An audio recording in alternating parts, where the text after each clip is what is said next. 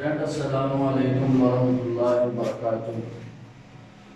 Student हमने सबक पढ़ा है लहू और कलीम, वो हमने मुकम्मल पढ़ लिया है। उसके सवाल जवाब भी हो गए, उसका खुलासा भी हो गया। खुलासे का तरीका मैंने आपको समझाया था। आज मैं आपको सबक के मुतल्लिक़ जो इबारात होती हैं उनका तरीका समझाने के लिए जा रहा हूँ। और ये बोर्ड में जो है 10 नंबर का सवाल आता है और ये दो ही इबारात आती हैं और दोनों इबारात जो है वो करनी होती हैं। इन इबारात में क्या क्या चीज़ें अहम हैं वो भी मैं आपको बताऊंगा और इसके मुतल्लिक़ जो चीज़ें लिखनी होती हैं वो भी आपको बताऊंगा। मैं कोशिश करूंगा कि मैं आपको अच्छे से समझा सकूं। इन इबारात में सबसे पहले जो चीज़ लिखी जाती है वो आपके सामने लिखी हुई है। वो सबसे पहले लिखा जाता है सियाको सबाक। सियाको सबाक के हवाला से अगर आपने सबक लहू और कलील पढ़ा है, सबक लहू और कलील का जहाँ से आपने शरह सरमाया से खुलासा याद किया है, सफ़ा नंबर जो है 117 है, वहाँ पर राइटर ने, शरह सरमाया के राइटर ने, मुसन्निफ ने जो है तमाम इबारात का सियाको सबाक लिखा हुआ है।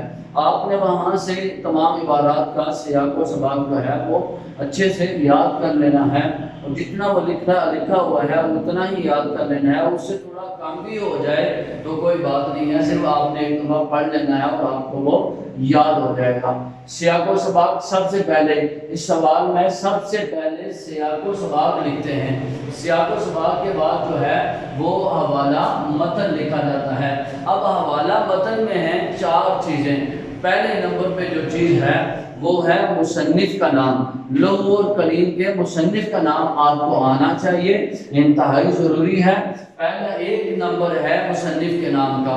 और हवाला मतन में सबसे पहले जो चीज़ लिखी जाती है वो मुसन्निफ का नाम लिखा जाता है। दूसरे नंबर पे जो चीज़ लिखी जाती है वो उन्वान लिखा जाता है कि सबक का उन्वान कौन सा है। हमने जो सबक पढ़ा है उसका उन्वान है लहू और कलील। दूसरे नंबर पे आपने सबक का उन्वान लिखना है लहू और कलील। और तीसरे नंबर पे आपने माखुद लिखना है। माखुद का मतलब क्या है कि ये सबक किस किताब से लिया गया है, किस किताब से अखज़ किया गया है, किस किताब से निकाला गया है, किस किताब से चुना गया है। माखुद का मतलब ये है। तीसरे नंबर पे आपने ये चीज़ लिखनी है। और चौथे नंबर पे बच्चों आपने जो चीज़ लिखनी है हवाला मतन में वो है इस सबक की सिन्फ। तो हमने बच्चों जो ये सबक पढ़ा है इसकी सिन्फ आपने पढ़ी होगी कि ये सिन्फ के लिहाज से क्या है, डरामा है। इसी तरीका से अगर आपने हवाला मतन के हवाले से सबक की ये चारों चीजें देखनी हो तो आपके पास शरह सरमाया है। शरह सरमाया के मुसन्निफ ने सफ़ा नंबर 6 के ऊपर ये चारों चीजें जो है सबक के मुतल्लिक़ लिखी हुई हैं। सबक का उन्वान भी लिखा हुआ है, मुसन्निफ का नाम भी लिखा हुआ है, सिन्फ भी लिखी हुई है, माखुद भी लिखा हुआ है। तो नंबर 3 पे जो सबसे अहम चीज है इस सबक की, इस सवाल की, वो है अल्फाज मानी। आपने ये सबक लहू और कलील पढ़ा, उसके अंदर आपने अल्फाज मानी भी पढ़े, मुश्किल अल्फाज के मानी भी पढ़े। तो बेटा जब भी आप इस सवाल को हल करेंगे या इस सवाल को लिखेंगे तो इस चीज को मद्देनजर रखना है कि ये देखें आप, मैंने अल्फाज लिखे हुए हैं और मानी भी लिखा हुआ है। अब यहाँ पे लाइन लगाना जरूरी है। इससे क्या होता है कि आपका सवाल जो है वो खूबसूरत हो जाता है और इससे जो है आपका प्रेशर पड़ता है चेकर के ऊपर। तो यहाँ पे आप लिखेंगे अल्फाज जिस तरह से ये है लफ्ज़ शफाफ, तो यहाँ पे उसका मानी लिखेंगे साफ। इस तरह से आपने अल्फाज को एक तरफ लिखना है, दूसरी तरफ आपने मानी को लिखना है और अल्फाज और मानी के दरमियान में आप लोगों ने जो है वो लाइन भी लगानी है। अब चलते हैं इबारत की तशरीह की तरफ। तो बेटा इस इबारत की तशरीह की तरफ जाने से पहले आपको एक चीज़ बता दूं, आप बखूबी पढ़ेंगे। मैंने आपको जब समझाया था खुलासा तो उस वक्त मैंने किरदार जो है वो राइट किए थे। کردار بنا کر آپ کو میں نے خلاصہ جو ہے وہ سمجھایا تھا۔ اب کردار تھے اس کے 4، پہلا کردار تھا بابا کا، دوسرا کردار تھا تجمل کا، تیسرا کردار تھا اختر کا، چوتھا کردار تھا سیکٹری کا۔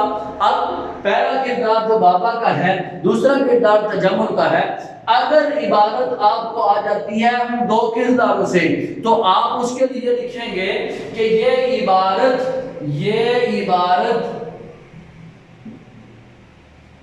سبق کے شروع سے لی گئی ہے۔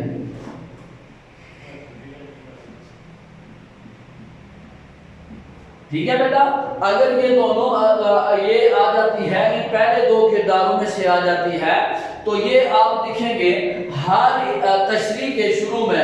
اب تیسرے نمبر پہ جو الفاظ سیاق و سباق، حوالہ متن، الفاظ معنی، اور چوتھے نمبر پہ پھر آتی ہے تشریح۔ جب تشریح شروع کریں گے تو پھر تشریح شروع جب کریں گے تو آپ کی تشریح کی سب سے پہلی لائن اگر آپ کو یہ عبارت آ جاتی ہے پہلے 2 کرداروں سے تو یہ لکھیں گے، اور اگر پہلے 2 کرداروں سے نہیں آتی ہے، تیسرے سے آتی ہے تو آپ شروع کی جگہ پہ درمیان لکھیں گے، اور اگر آخر والے 2 کرداروں سے آ جاتی ہے تو پھر آپ اس کو آخر سے بھی لکھ سکتے ہیں۔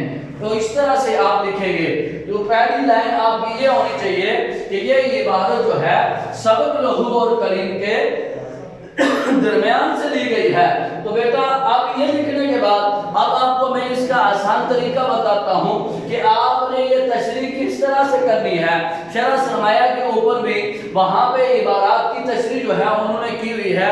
میرے بیٹوں نے سب سے پہلے الفاظ معنی اس کے یاد کرنے ہیں۔ الفاظ معنی یاد کرنے کے بعد جو طریقہ میں آپ کو بتانے لگا ہوں اس طرح سے آپ نے اس کی تشریح کر دینی ہے، اور آپ کی تشریح جو ہے وہ درست جو ثابت ہوگی۔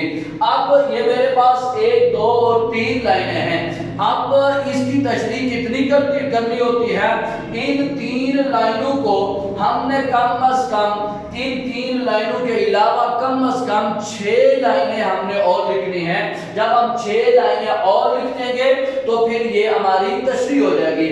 اب 6 لائنیں کیسے بنے گی؟ مشکل الفاظ، سب سے پہلے مشکل الفاظ کے آپ کو معنی آنے چاہیے۔ یہ دیکھیں آپ، یہ لکھا ہوا ہے انسانی پیکروں، اس کا آپ کو معنی آنا چاہیے۔ پھر لکھا ہوا ہے، میں نے انڈر لائن کیا ہوا ہے لفظ شفاف، اس کا معنی آنا چاہیے۔ پھر میں نے انڈر لائن کیا ہوا ہے حسین و جمیل، اس کا معنی آنا چاہیے۔ پھر میں نے انڈر لائن کیا ہوا ہے اعلیٰ ذوق، اس کا معنی آنا چاہیے۔ پھر میں نے انڈر لائن کیا ہوا ہے شان و شوکت، اس کا معنی آپ کو آنا چاہیے۔ جب آپ کو ان کے معنی آتے ہوں گے تو آپ یہاں پر لکھیں گے۔ تو پھر کیا کرنا ہے؟ آپ نے اگر یہ دیکھیں گے تو اس سے پیچھے، اس سے تھوڑا سا پیچھے سے اگر آپ کوئی سبق کا خلاصہ صحیح سے آتا ہوگا تو آپ اس سے تھوڑا سا پیچھے سے شروع کریں گے۔ اب اس سے یہ جہاں سے لیا گیا ہے وہاں پہ یہ اختر کا کردار ہے، یہ جو میں نے آپ کے سامنے عبارت لکھی ہے، تو اس اختر کے کردار سے جہاں سے یہ بات شروع ہوتی ہے وہاں سے لے کر آخر تک یہاں تک آپ نے لکھنا ہے، اس سے آگے نہیں جانا۔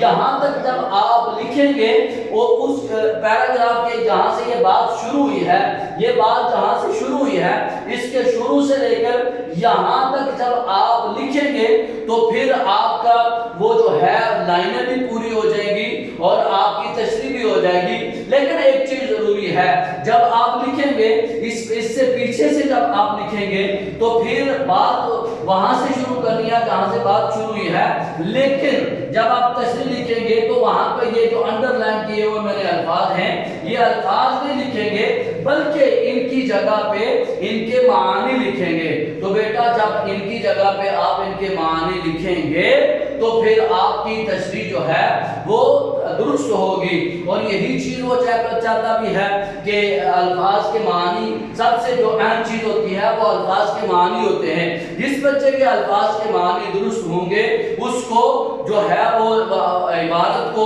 وہ پڑھے گا، اور پھر جب دیکھے گا کہ بچے نے ان الفاظ کی جگہ پہ ان کے معنی جو ہے عبارت کے اندر لکھے ہوئے ہیں تو پھر اس کی عبادت جو ہے وہ درست ہی کرے گا۔ تو یہ رہا آج کا ہمارا سبق۔ تو اس کو آپ نے اچھے سے تمام عبارات ہیں ان کو آپ نے رٹا نہیں لگانا، جس طرح سے میں نے بتایا ہے ویسا ہی کرنا ہے۔ جب آپ پڑھیں گے تو انشاءاللہ آپ کی تشریح جو ہے وہ درست ہوگی۔ تو اس کو اچھے سے آپ نے یاد کرنا ہے۔ السلام علیکم ورحمۃ اللہ وبرکاتہ۔